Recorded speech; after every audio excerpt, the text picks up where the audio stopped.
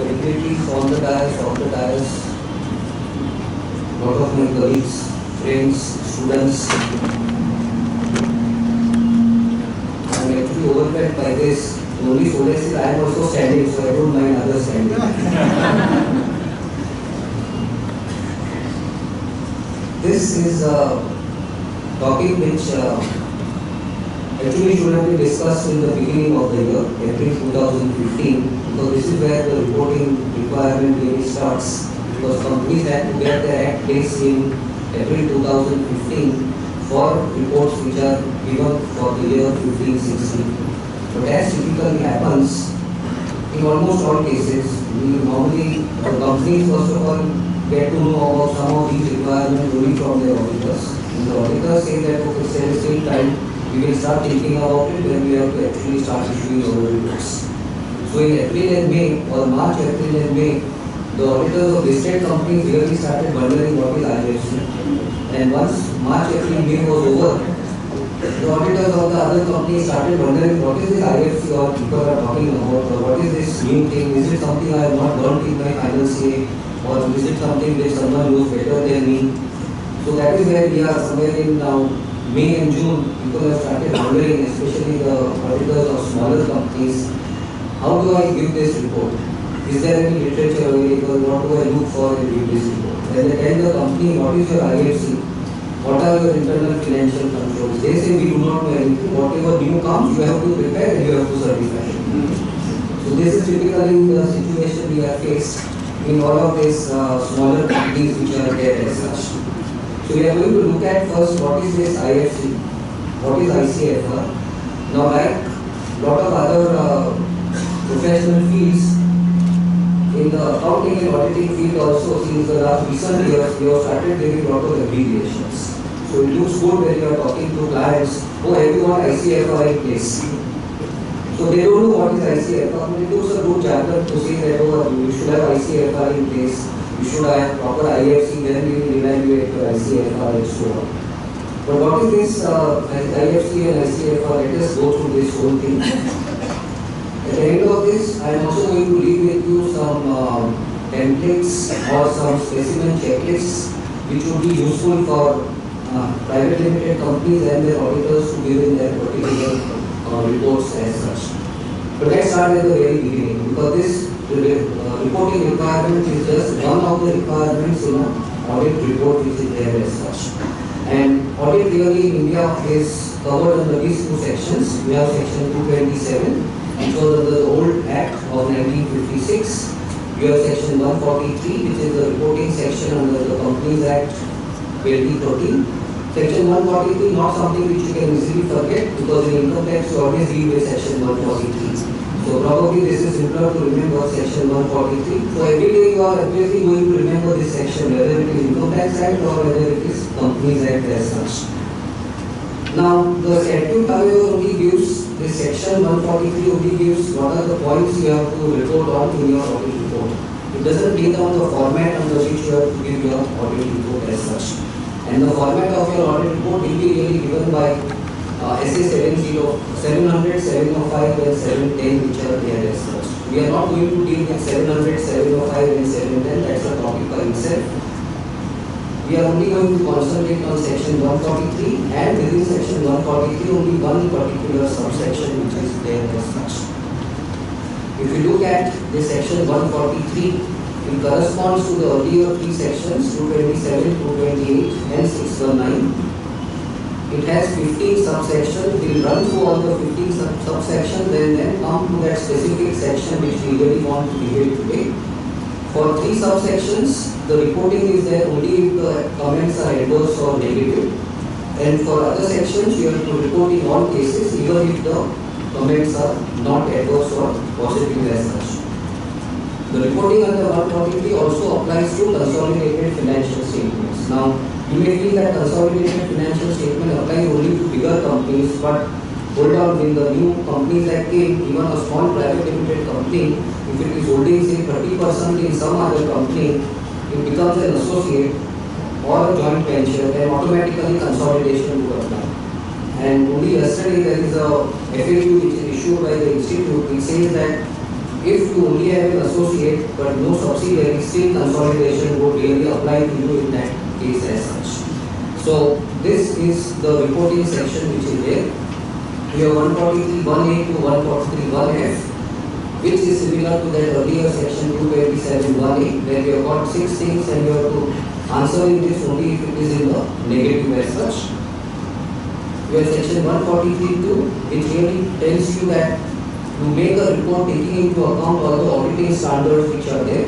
Earlier this was not there, now you have to look at the auditing standards and you also look at the reporting under subsection 11, which is nothing but CARO as such. And you also have in 143(2) the last line which says such other matters as may be prescribed.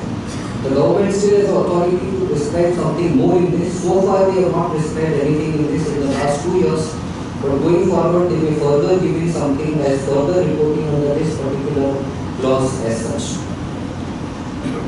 143(3), we have got A, B, C, D, E, F, G, H, I, and J. So these are those particular things which are there. These are similar to what was there in the old section also, 227.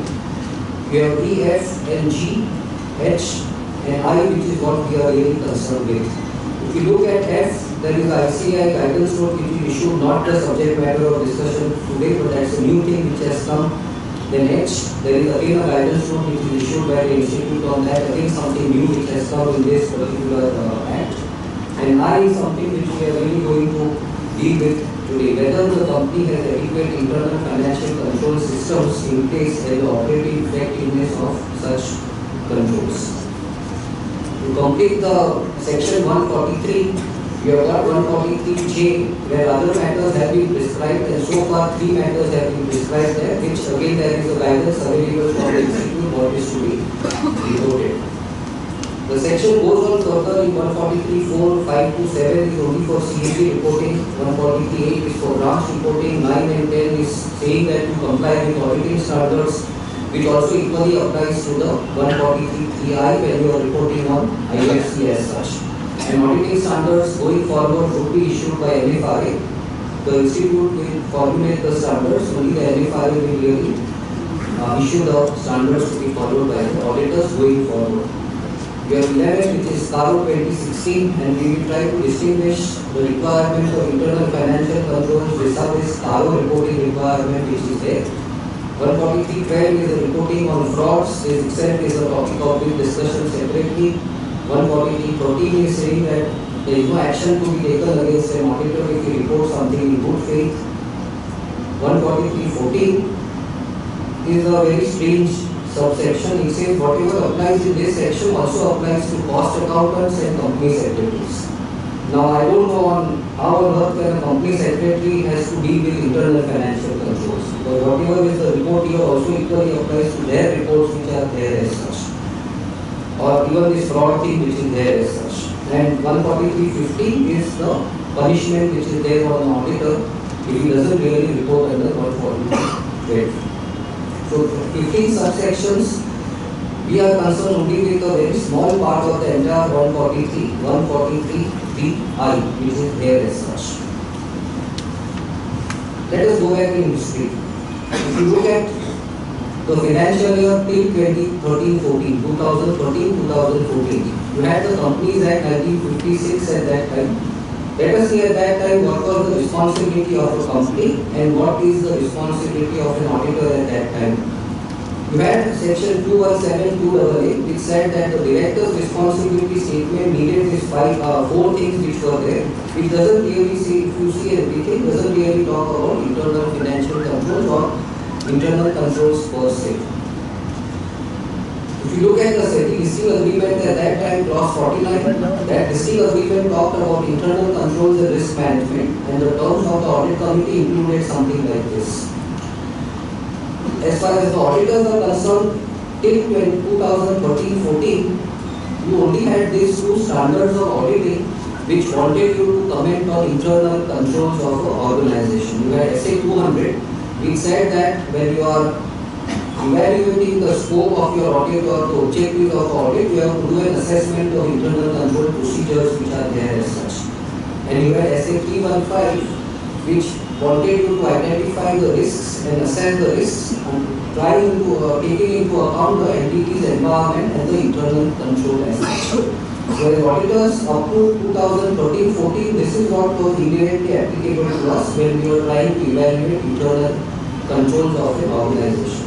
When it comes to reporting, SS 700 at that time clearly said that I am evaluating internal controls only for the preparation and fair presentation of financial statements, but not for the purpose of expressing an opinion on the company's internal control. This was very specifically written in all of our audit reports.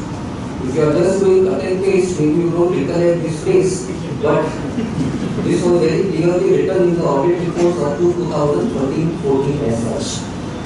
In the cargo report, however, we were reporting something specifically on internal controls, but that was only restricted to purchase of inventory and fixed assets and only for sale of goods and services. So up to 2013-14, it was a very restricted reporting which was there on internal controls either by the directors or by the auditors as such. Take forward 1 year and you have the new Companies Act which has come down from 1st April 2014. So 14-15 and 15-16, what are the changes which have happened? To understand these changes, I had to take you back to the last year so that you appreciate what are the changes which have happened in the next year. The Director's Responsibility Statement now comes in section 134.5. You had 4 things earlier, now 2 more things are added. These 2 things, 134.5e, it says the directors in the case of a listed company had laid down internal financial controls. Clearly, this subsection, this clause applies only to listed companies. So, unlisted companies, private companies are not really concerned with this. However, if you look at a private company, they will still reproduce this clause. I don't know why, but they still reproduce this clause because it is again just copied from somewhere else. You don't really need this clause in a private limited company.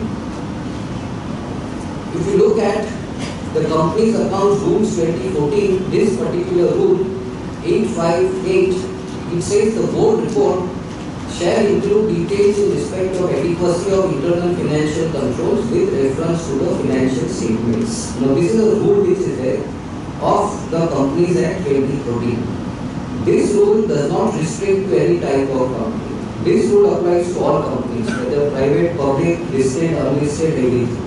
So this is something which is the genesis of directors reporting internal financial controls. So 134.5e doesn't directly refer to it. This is where the rule says that the board report has to include this particular thing. So obviously the first responsibility of IFC is of the directors because the board report has to have this particular paragraph or assertion in the financial statements. In case you need an audit committee based on the size of a company, you have this section which says the audit committee has to evaluate internal financial controls and risk management systems. If you have independent directors, they also have to satisfy the integrity of financial information and that of financial controls. So the new act has gone much more than the old act in terms of all this. If you look at the SEBI listing agreement or regulations, which are effective from 1st December 2015, you have this Schedule 2 Part C B11, which says the role of audit committee includes evaluation of IFC and risk management systems. What about statutory auditors in 14-15? For companies, 14-15, 15-16 is the same. When it comes to statutory auditors, 14-15 and 15-16, there is still a change. So we are going to take it year by year. In 14-15, you have this section 143(3)(I), where the company has adequate internal financial control system in place and the operating effectiveness of such controls.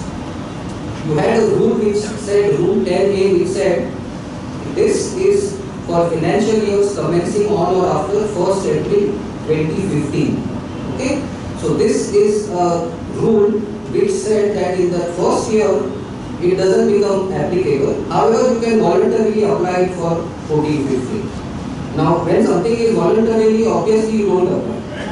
So no one applied this particular thing in the year 14-15 because the rule said that it is applicable only from 1st April 2015. So, and voluntarily if you want, you can do it in 14-15. So, no one applied this voluntarily.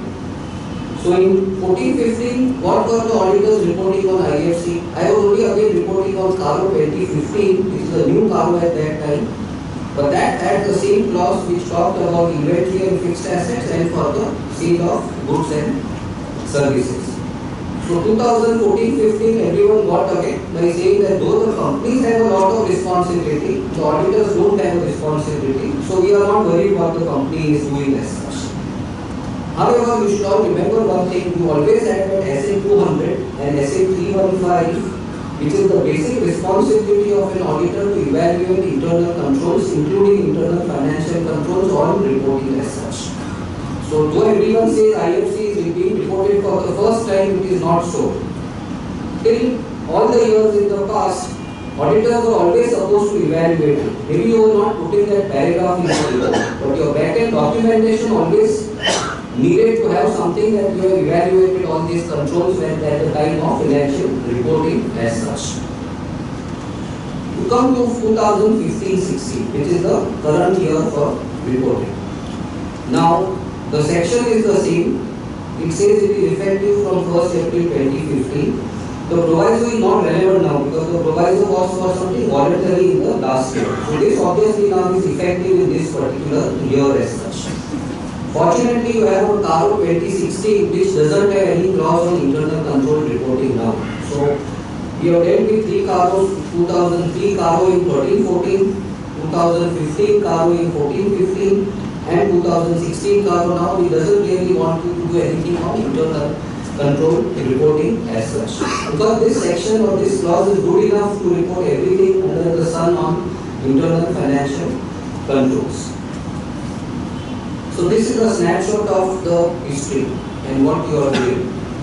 So in 2014-15, listed companies you have to do both IFC and ICFR for audit committee and directors. For statutory auditors it was only for the purpose of Caro. For other companies also it was only for the purpose of Caro. Correct? And I have taken you through the actual words of that particular sections. When you come to 15-16, listed companies, the audit committee has a much higher responsibility, both IFC and ICFR. Statutory auditors have to do ICFR. When it comes to other companies, it is only ICFR because only in a listed company you have that section 134(5)(e), which is in a listed company, but other companies still have to do ICFR in terms of the rule which is there.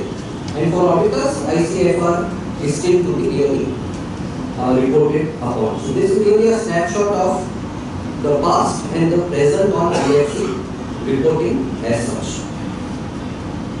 What is the penalty if you don't report on all this? Or what is the penalty for directors or the management on all this? Now as per that section 134, if a company contravenes provisions of this section, which is this reporting on IFC, company is punishable with fine and even imprisonment. Okay? So this is a slide or this is a provision which we tell all companies specifically. So we say that as auditors we are not going to be hit by this clause. As directors you are going to be hit by this clause if you don't do a proper evaluation and reporting on IFC. And SEBI also has a clause which says that for each day of delay or default there is a 1 lakh penalty which can go right up to a crore of rupees as such. So huge penalties, at least for a company, if you don't do a proper evaluation and report on IFC. Please show this to every company's directors, even if it's a family company, because then it is taken much more seriously. What are the parallels in international regulations on IFC reporting? So we have seen the history how this has evolved over the period. We will see some international parallels on this. Now in the United States, it has lot of accounting standards, it has lot of rules. In fact, the whole literature of accounting in USA goes to almost 15,000 pages. But still USA is a country which has the maximum frauds, much more than India or anywhere else. So you had that fraud in somewhere in that year 2002, the Enron fraud which is there, after which they said, oh, we should come up with some regulation which says that there is a lot of internal controls in the company as such. And you therefore have this Sarbanes-Oxley Act, section 404 of that act is really talking about this IFC the Security and Exchange Commission guidelines, and this PCOP auditing standards which are there. In India, auditing standards are issued by ICAI, in US they are issued by PCOP, Public Companies Accounting Oversight Board, which is there. The summary of section 404, which is part of the Sarbanes-Oxley Act, says issuers are required to publish information in their annual reports concerning the scope and adequacy of internal control structure and procedures for financial reporting. And it also says the registered accounting firm shall in the same report attest and report on the assessment on the effectiveness of the internal control structure and procedures for financial reporting as such. Now this is something in US section 404 of Sarbanes-Oxley Act, which apply only to listed entities in the United States. But when it comes to India, the listed thing goes, but the same thing has come again in India. And one of the best books you can find on ICFR is this particular book. There is a book by PCOP which says Layman's Guide to ICFR. It's only a 20-page book. It explains you beautifully what is ICFR. And this book has evaluated the cost of implementing ICFR and it says that year one ICFR costs far exceeded the SEC's initial expectation. The key reason is the mismatch between expectations and reality. The discovery that prior to the enactment of this and despite the existence of FCPA, ICFR was not a high priority of either companies or their auditors. As a result, most of the first year costs were the direct result of documenting ICFR systems and correcting ICFR flaws that had long existed, the so-called deferred maintenance costs. Now this is again something which we show on companies, saying that even in United States, when ICFR was implemented in the first year, there were extra costs. So even if in India you are implementing this in the first year, you have to incur extra costs internally as well as paying to the professionals as such. So this is documented very clearly in this Layman's Guide which is there as such. In Japan, they have just followed the Sarbanes-Oxley and they have called it JSOX. They call it JSOX. And sometimes when you are talking about all this to non-accountants, sometimes people wonder why are we talking about socks and all. There are no shoes anywhere and we are still talking about. But this is how this terminologies go in US and so finally we come to now how do you do this in a company, especially smaller companies. So what is really internal control which is there? Now you must have read this kind of thing, what is internal control right from your student days. Everyone says I know what is internal control, even in my house I need internal control, because if I am doing some planning to go to a movie I need internal control, so I know what is internal control. Basically internal control from auditor's perspective, we are talking about only three things: operations, reporting and compliance. So whether there are controls on operations internally in the company, whether there are controls on how the reportings take place, and how are the controls when there is a compliance to be done. Especially in India, we have huge compliance, so you need lot of controls, lot of processes on compliance. So what are the controls on operations, reporting and compliance? Now it's a process consisting of ongoing tasks and activities effected by people. It provides reasonable assurance, it has to be adaptable to the entity structure. All that really goes without saying. And I typically compare these internal control processes with how to plan a marriage. When you are planning a marriage and we were discussing that yesterday over a group. I mean, when I was trying to compare what is ICFR with a marriage preparation checklist which is there. So, if you compare the two things are very similar. What is the outcome here? Outcome is your report. When you are planning a marriage, you have to look at lot of internal controls. And ultimately you are dealing with finance there, so you ultimately have lot of checklists, lot of authority matrices, because you are going to delegate lot of things. You do transportation, you do travel, you do this, you arrange the flowers, one or two delegation matrix. And finally all boils down to the event. In this it is a report which you issue, there is a marriage which takes place. So ultimately it's the same thing really, what you are doing on a day-to-day basis, what you are doing at internal controls. And if you go forward, we have this asset 315, which is something which is there since the last 20 years, and it says that Internal control system facilitates effectiveness and efficiency of operations, helps ensure reliability of reports in internal and external, assists in compliance with laws and regulations, helps safeguard the assets of the entity. Some of these things are also there in section 134.5, which we will see slightly later on, but we are really picking up things from the same SA 315 which is there. And any internal control is normally considered adequate if it has 5 components. You have a control environment, you do a risk assessment, you do control activities, information system and communication, and monitoring that whether it is being effected properly. Now this one is very simple. However, in the United States there was a group of people who came together, formed a commission and all, which is called POSO, which we will just come to slightly, and they said, oh, this is all don't look simple.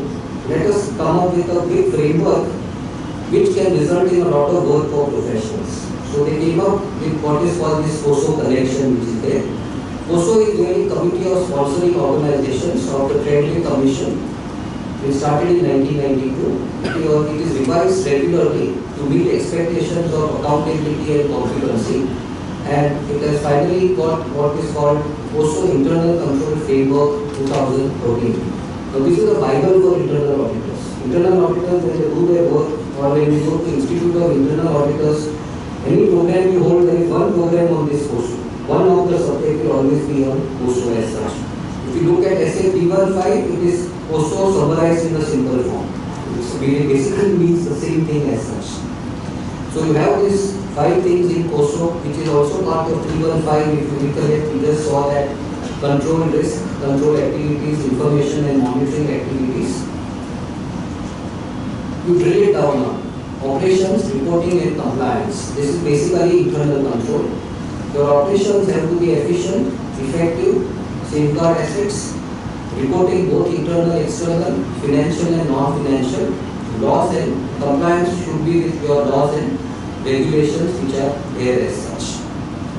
These are the 5 components of the POSO cube, also there in SA 315, and in each of this there are different activities which are there. So if you look at control environment, there are these 5 activities which are there. If you look at risk assessment, these are 5 activities. I am not going to take you these 3 all these things individually, because this is something very apparent and these slides would be available to you. This is something apparent if you read 315 or if you read any book on internal controls as such.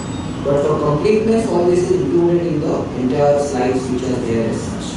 You have control activities and you have information and communication and monitoring activities. All drilled down to individual things. If you want to see all at the same time, these are those 17 activities which are put down in a simple way. So in control environment, you will have to really assess these 5 things, risk assessment, another 4 things and so on. Totally you have got 17 activities which you really like to have in this particular thing as such. Now, after understanding what is internal control and what levels you have and all, you should also know how do you really start evaluating internal control. Now, the company will normally have to have internal control at various levels. You should have controls at entity level, at division level, at operating unit level, and it should be function wise. So at entity level, it will be broad controls like I should not take risk. If I have a forex exposure, I will get into derivatives. Those are the entity level controls, ELC which we call it. You drill it down to divisions, operating units and function wise, procurement, sales, payroll, accounting, payment and so on. And when you look at internal controls, you are really looking at 2 things. Whether the controls are present, that is not very difficult to find out. But what is important is whether the controls are functioning. Because it is very easy to take a SOP from some other company and say this is my SOP. But whether those controls which you write in an SOP are functioning, that is something which is difficult, and that is what is the auditor's role, as we will come to little slightly. And both characteristics are vital to demonstrate the effectiveness of controls as such. So with all that background, technical background on what is internal control, SA 315 and the POSO framework and all, if you come down to the section 134 5E, it talks about the same 5 things. And this is the section of the Companies Act 2013. It says for the purpose of this section, internal financial control means policies and procedures adopted by the company for ensuring orderly conduct of the business, including adherence to company's policies, safeguarding of its assets, prevention and detection of frauds and errors, accuracy and completeness of accounting records, and timely preparation of reliable financial information. So ultimately, you are going to report on this. When I say you, it means the board of directors as well as the auditor is really going to give an assertion on these 5 things which are there. Are you adhering to company's policies? Are the assets of the company being safeguarded? It doesn't just mean that you have a watchman at the gate.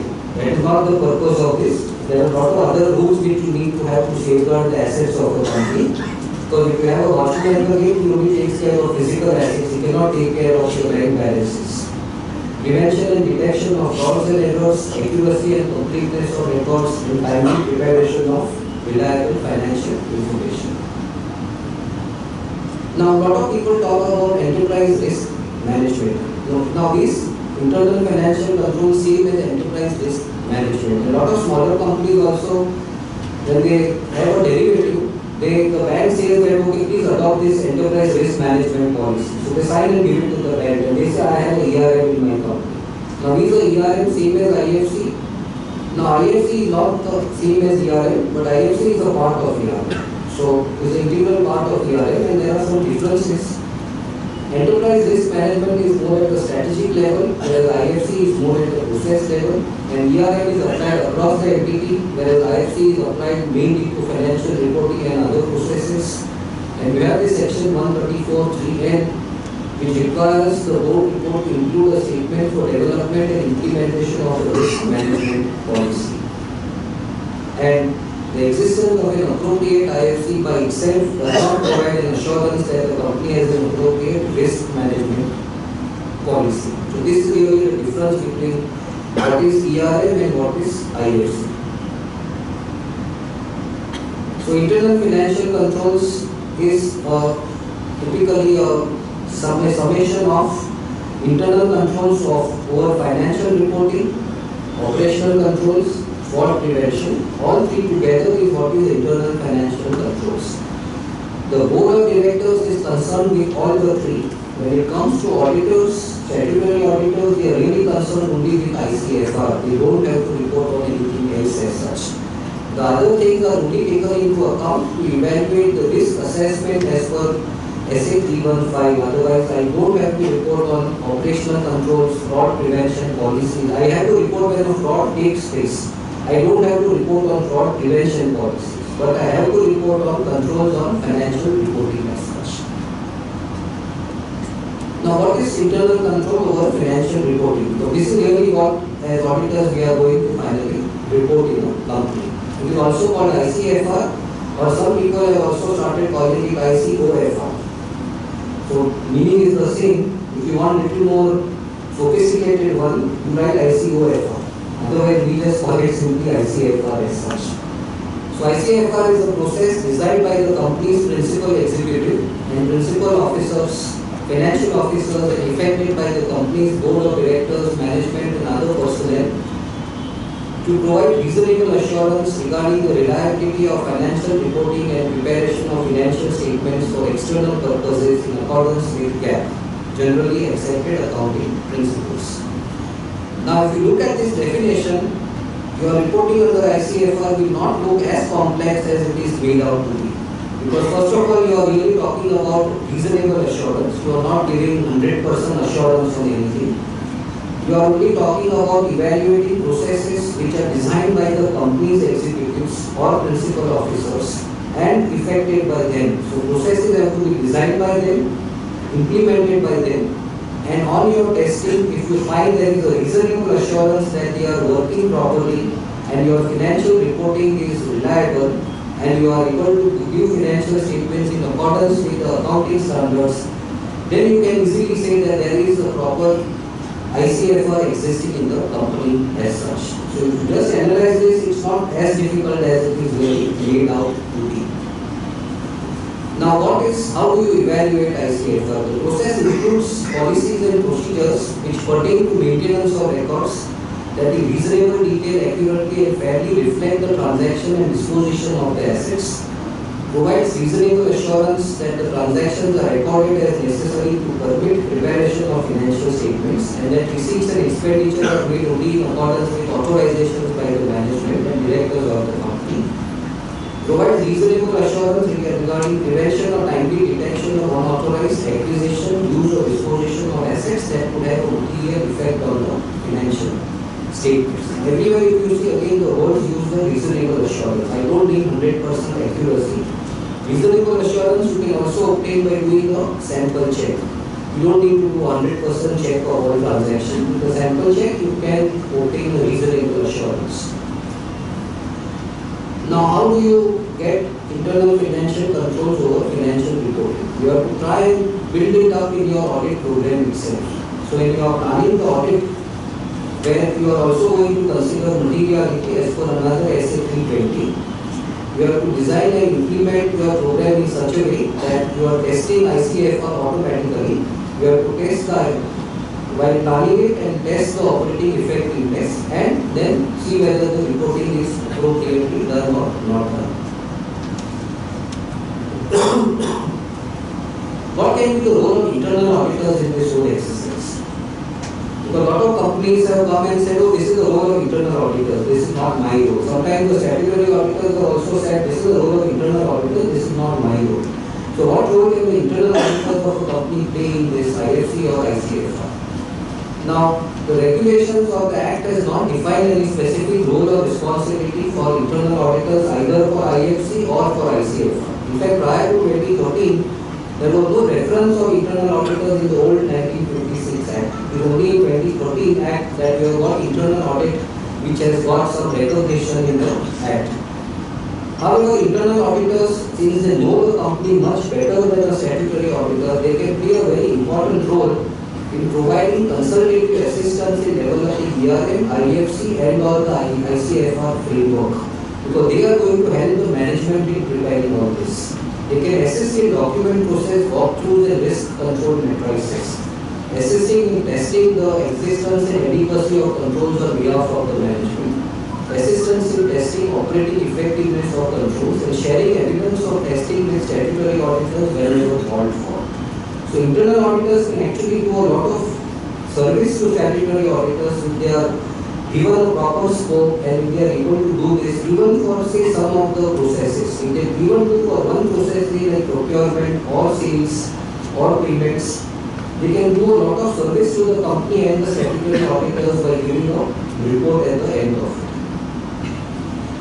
However, they have a much larger role in ERM and IFC as compared to ICFR. For ICFR, a clear understanding of financial reporting requirements is needed, which may not be there in all internal auditors, and hence there is a need for active involvement of the finance accounts team with the internal auditors as such. But there is a very clear role which is possible for internal auditors, and a lot of companies do take the help of internal auditors to design and test their internal financial controls as well as the controls over financial reporting as such.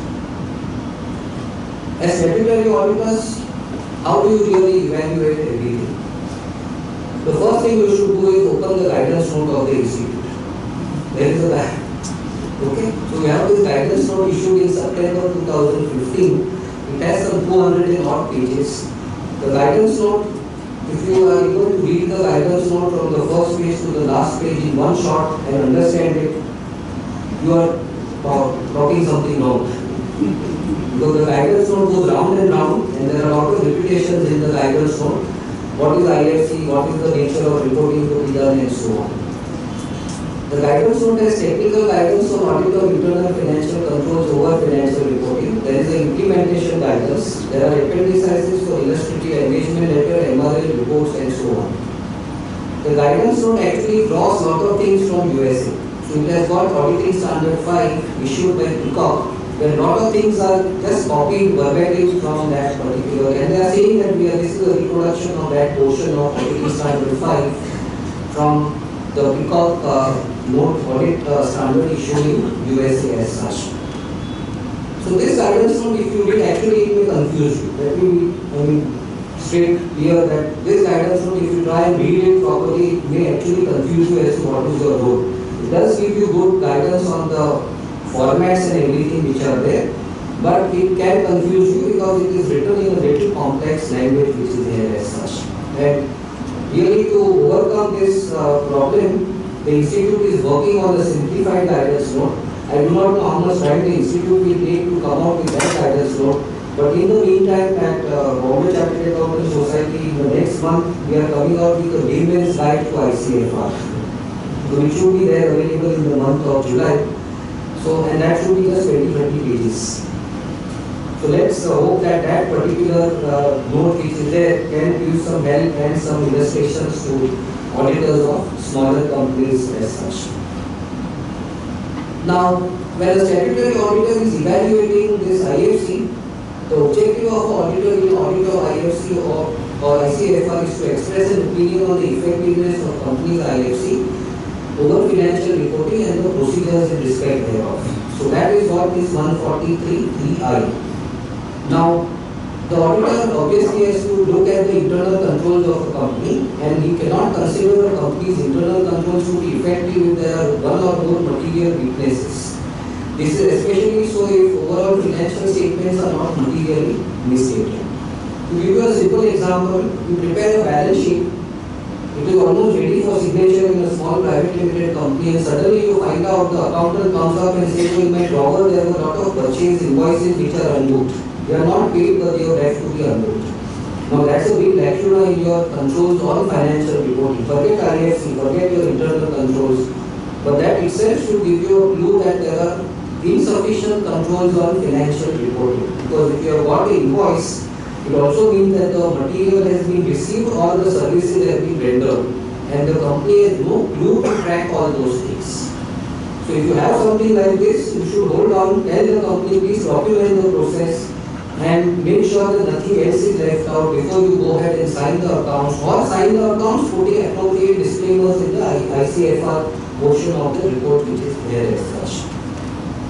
So you have to therefore plan and perform an audit to obtain sufficient appropriate audit evidence to obtain reasonable assurance about any material weaknesses which are existing.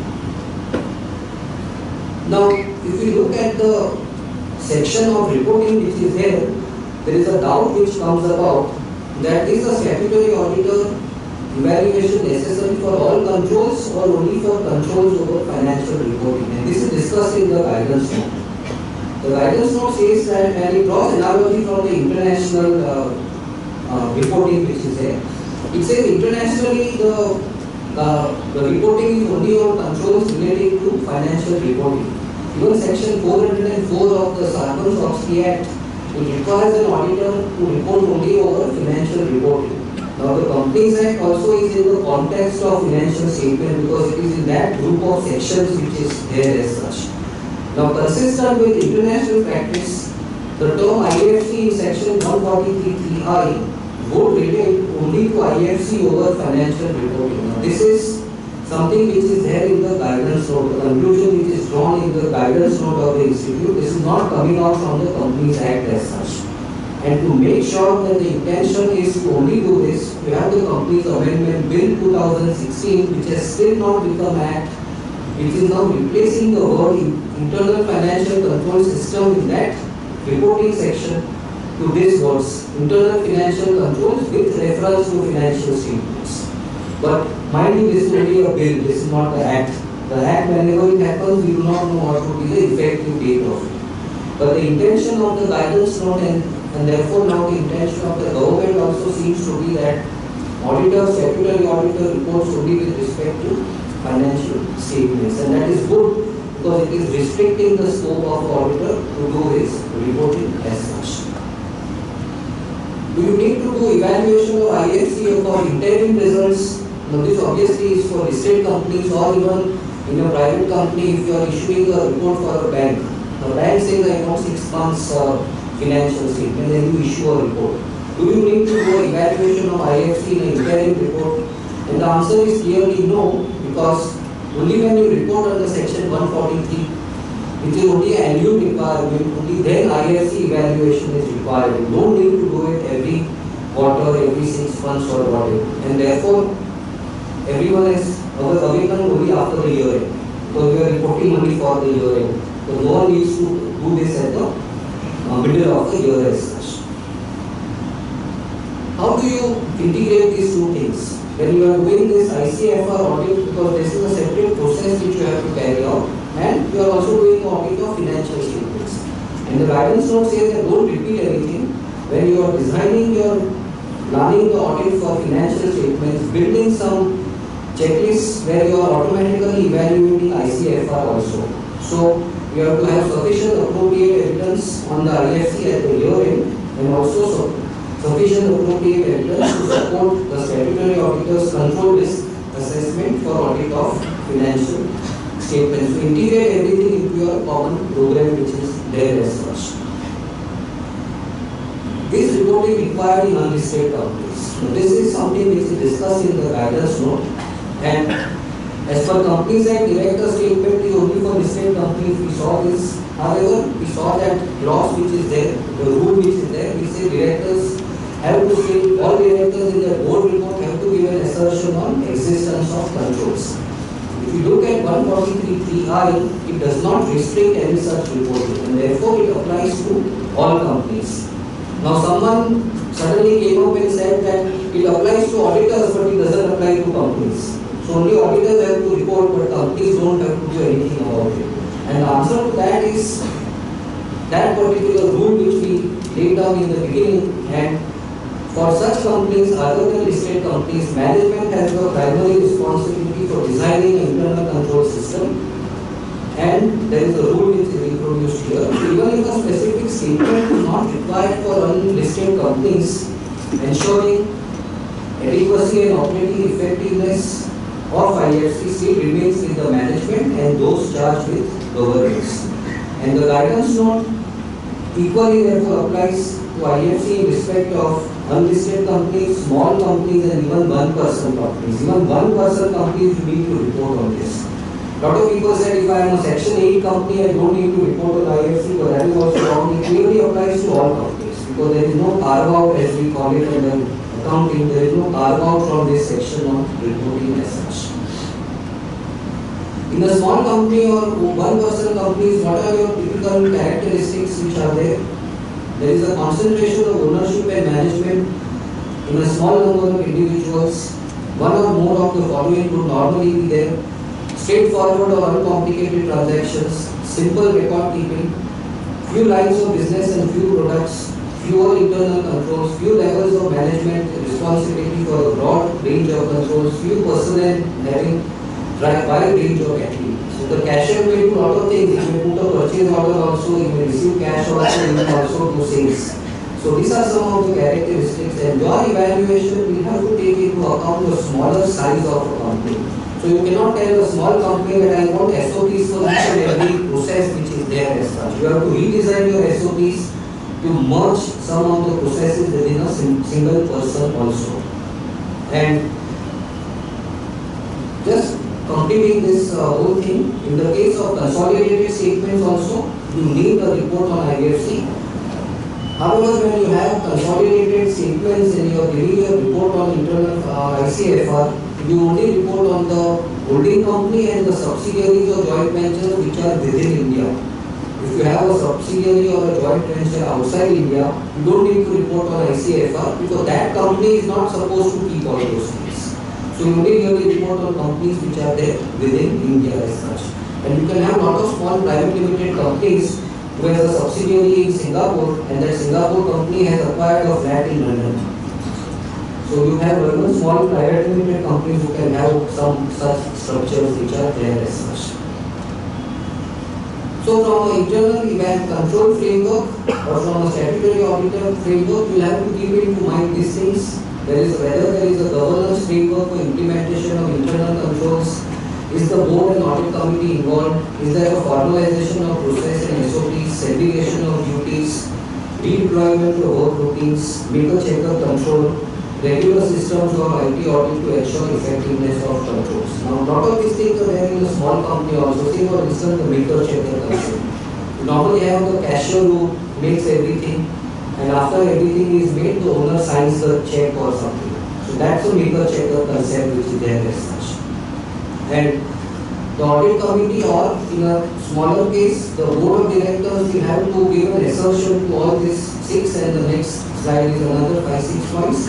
So all these 11 points, the board will have to give an assertion that whether all transactions occurred during the reporting period, and we like to make this as part of the management representation letter, that the board confirms that all transactions which have occurred during the accounting period are recorded in the books. Completeness of booking of assets and liabilities, incomes and expenses, accuracy of information in financial statements, ensuring that all assets are legally owned by the entity and all liabilities are its legal obligations. All assets are properly valued and all costs allocated. The report is presented in a proper form and all disclosures required are done. Transactions are in compliance with applicable laws and regulations. All issues in accounting systems are identified which may result in inaccurate reporting, identification of risks relating to financial reporting, whether there are standard operating processes and manuals prepared, and whether there is a consideration or possibility of frauds when you are doing either of the above things as such. How do you report as an auditor after doing all this? You have to give a report or something. Now the guidance note has given down the recommended format, and that's a one-page report which is there, which is normally given as an annexure to the main report as such. So if you are giving an annexure to the main report, you have two annexures to your report, one for Caro 2016 and one for ICFR which is there. Typically annexure A and annexure B which is there. However, the guidance note only recommends a separate report. The Act does not want a separate report as such. So what we would prefer is, in the case of smaller companies, you may not give a separate report, but include a paragraph which is given here in the main report itself. So in the main report itself, when it comes to that 143(3)(I), we say that in our opinion, the company has in all material respects an adequate internal financial control system over financial reporting, and such IFC over financial reporting were operating effectively as of 31st March, considering the essential components of internal control stated in the guidance note on audit of IFC over FR issued by ICAI. So these are the words which we typically like to write in the audit report of smaller companies, where you don't really need to issue a big annexure to a report as such. In a lighter vein, where a company is willing to pay you extra charges, issue a separate report. Where we are not likely to give you extra charges, included in the main report itself. Now this is really a process flowchart for ICFR for auditors. The process flowcharts are not only for companies, even auditors can have a process flowchart which is there. It starts from down below. We have one here.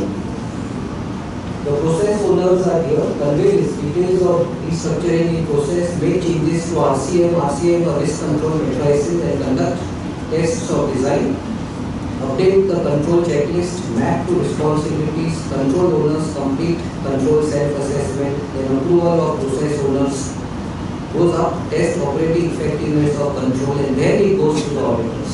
So all this is done internally, including taking the help of internal auditor teams, and then it goes upwards to statutory auditors. So statutory auditors, if you see, only do the final testing.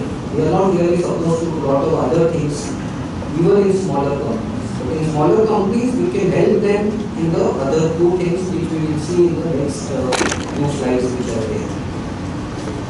This is really the role played by various stakeholders, and we have taken 2 years, 14-15 and 15-16. So it's the same chart. Earlier it was just saying IFC and ICFR. This is broken down now into individual processes.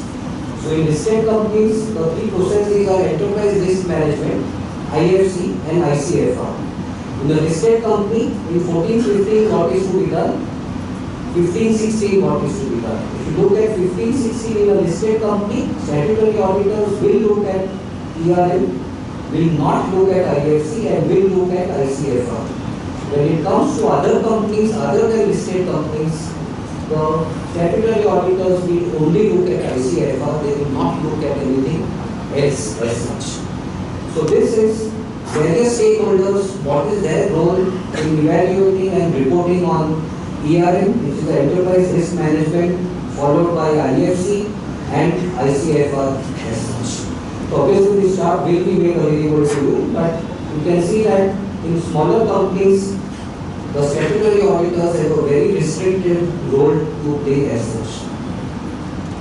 And there are two cases where there is a qualification which has been issued by the statutory auditor on internal financial controls. One is the case of a company called Stewards and Lloyds. This is reproduced in the BCA Journal of May 2016. I can take you there just now. And the other is a government company or PSU where there is a qualification on existence of IFC. I am not able to open this thing right from the slide itself, but I will just take you to the annexures which are there separately.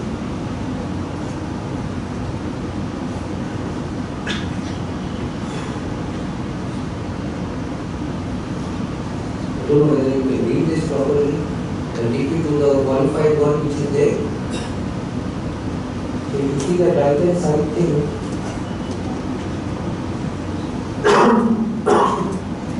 There is a qualified opinion which is there. The company did not have an appropriate internal control system for review of its performance pertaining to execution of contracts, resulting in customer dissatisfaction and dispute, leading to recognition of revenue without establishing reasonable certainty of ultimate collection in earlier years from sundry debtors affecting cash flows. This is a clear qualification in that particular company on the IFC part of it. And the directors have obviously replied to this that we are strengthening, we will not do this next year and so on and so forth. But this is a direct qualification on IFC. And we have gone on further. This is extra reproduced in the BCA Journal of May 2016 as such.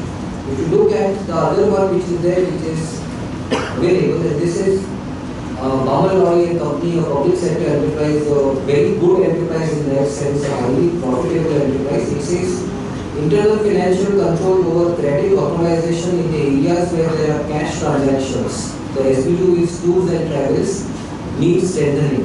While analyzing the gaps, it was observed that preventive control ensuring independence of cash and accounting function in plant office needs improvement. This is what is reported in that particular company, and there is a management response to be given. And it is also qualified similarly in the CFS. Because once you do something in the standalone, automatically in CFS that qualification will get carried over also. But these are the only two qualifications which we have seen so far in the bigger companies. If you ask informally on the CFOs of even the bigger companies and take any group, they say that there are lacunas, but to ensure that there is no qualification, we have made good of those lacunas at the year end. So there is a manual intervention which has taken place to override the controls which are weak controls, and by the year end everything has been rectified as such. And that is good enough for the statutory auditor, because the statutory auditor has to report on existence of ICFR at the year end. I don't have to report throughout the year. So for 364 days, the controls may be very weak, but on the 365th day, if they say that we have rectified everything and now you will not find any errors, I will give a clean sheet on ICFR. Though on internal controls, there could be a lot of gaps, but on ICFR, I will really like that they have to give a clean sheet as such. And all the other companies which are there have issued a clean report on IFC or ICFR. Does it mean that those companies have no lacunas? It would be very difficult to believe that, because the biggest of the companies are bound to have some lacunas in ICFR or some of the internal controls which are there as such. But to qualify ICFR also we need some courage, because, and there are two examples where there is such a report which is given, because it can have wide ramifications. Because the ramifications will be even saying that if you qualify your ICFR, how do you say that the accounts we were true and fair? That's the first ramification. The second is the directors will have to comment something in their director's report or something. And looking at that, the ROC or MCA can start looking into some of your things. Your company will be picked up for a scrutiny by the ROC or something. Oh, the auditor has reported weakness in internal control, let us see what are the weaknesses. So there could be wide ramifications. That does not mean you don't qualify. I am just telling you what could be the ramifications or something. So you have to have a trade-off between is the non-compliance on ICF are so serious that it warrants a qualification, or is it something which you can tell a company that yes, I will sit with you and get it rectified as at the year end, whatever are the deficiencies which are there as such. If you move further,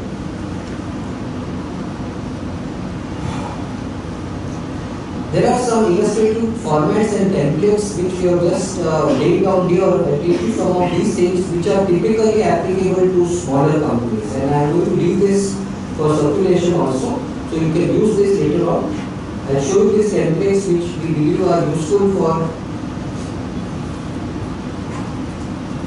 So these are typically the templates which you can tell a company, a smaller company to prepare. So this is a workflow chart. Say the secretarial department will work somewhere like this. Then you can have authority matrix which can look something like this. You can have a sales department where you can tell them that this is a flow which you should have modified to the company which you are auditing. But this is a basic template of the sales department authority matrix.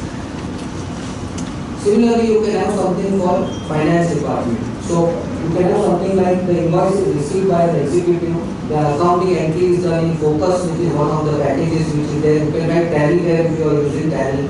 Preparing vouchers by the account executive, entries checked and authorized by senior executive. If there is no senior executive, you can write by directly. If the director will directly then checking the vouchers or something. Again, authority matrix for this: who signs the vouchers, who signs the checks. In the factory, if you have a factory, then what is your SOP or the flow of transactions for it? So verification of stock by the factory and branches by a sales coordinator, goods dispatch, production planning, production starts, there is advice given to factory manager and so on. Again, authority matrix for that particular thing as such. So this is something which you can easily prepare. You can also prepare what is called a template. Now, this is the template for financial statement closure policy, and this is required because when you are reporting on ICFR, you have to fill in this. What is the objective of financial statement? To provide guidance to financial closure and related aspect, ensure adherence to applicable laws, ensure adherence to the approval matrix, retain and protect related documents. What is the scope? What is my financial reporting framework? My framework is the Companies Act 2013 and the Institute of Chartered Accountants. Which are my financial applications? What is my closure calendar and checklist? So at the year end, I send out confirmation to banks, I send out confirmation to debtors, creditors. All these things are tabulated here. What is my approval matrix? How long do I retain documents? How do I review everything? All that is part of this template which is there. And using this template, this is the actual specimen of the actual policy of a small company. So you write collection of data. The closing books of accounts are on quarterly basis. Finance team collects data from all branches. So after receipt of data, finance team scrutinizes the trial balance and ledger accounts of all branches. Something very simple which we all do. But this is just laid down in a proper listing as such. Confirmations. Balance confirmation sent to debtors, creditors, bankers and so on. After branch reconciliation, the finance team shall verify the same inter-branches. There is a physical verification of fixed assets and stock.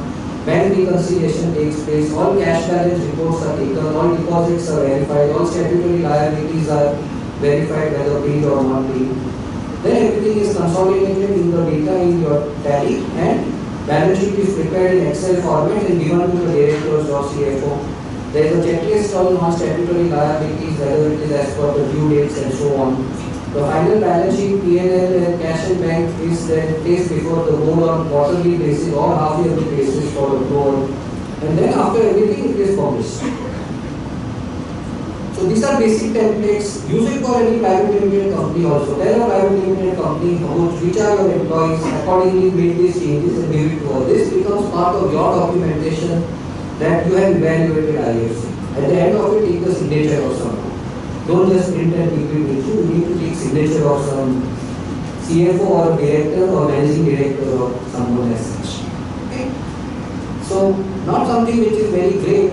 In a small company, you can use these templates and help a company to prepare documentation for IFC as well as ICFR, especially ICFR, which is there as such. So I think that should be all.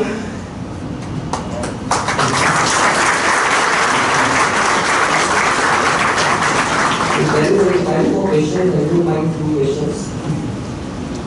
You can have 5 minutes.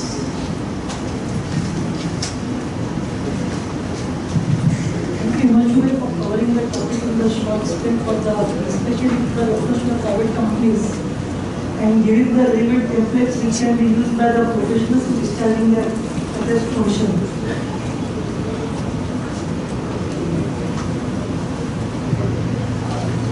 Some kind of a thing like a UIM for this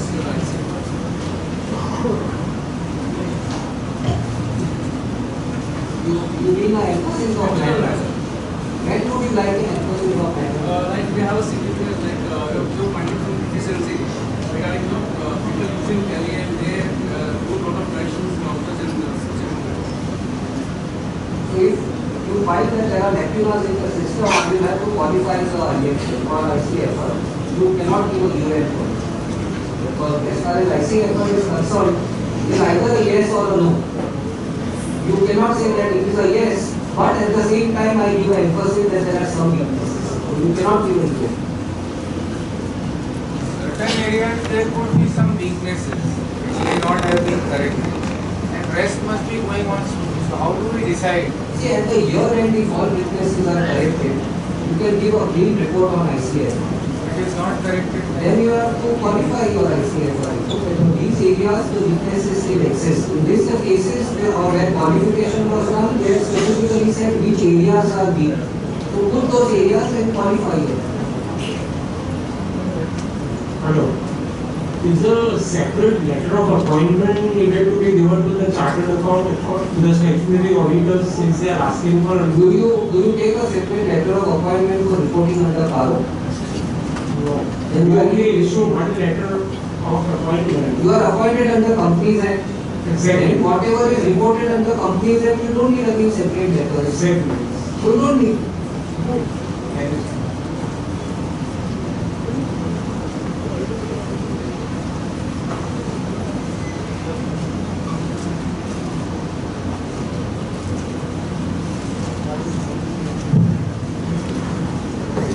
Areas of weaknesses may be in internal control, may not be on financial statements. No, you are reporting only on controls relating to financial statements. Relating, say for instance, as I give you an example, you have prepared a draft balance sheet, suddenly the accountant says, oh, 5 deals are missed out. Now that's a weakness on financial reporting, which is what you have to commit. But if in a purchase process there is a weakness, that you have to only look at it from a true and fair aspect. You don't have to really report on it on ICFR as such. That is the distinction I was trying to make out always, that you are reporting on only ICFR and not IFC. That financial statement, closure policy and all those things become important.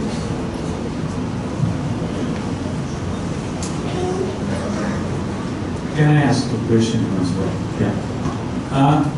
It's the first year and a lot of companies are still under preparation, compiling the controls, etc.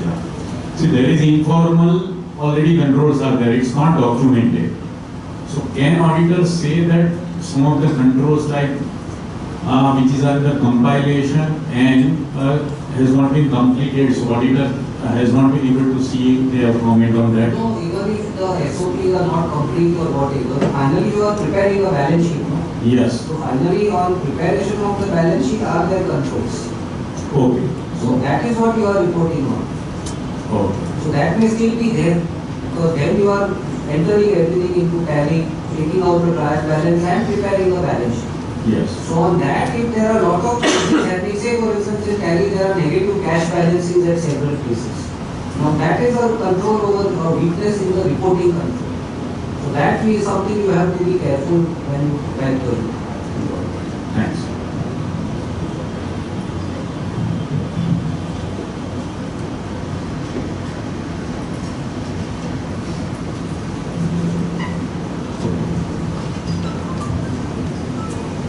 Thank you, Himanshu. May I request the committee member, C. Ashutosh Pendekar, to offer a very good vote of thanks for this session.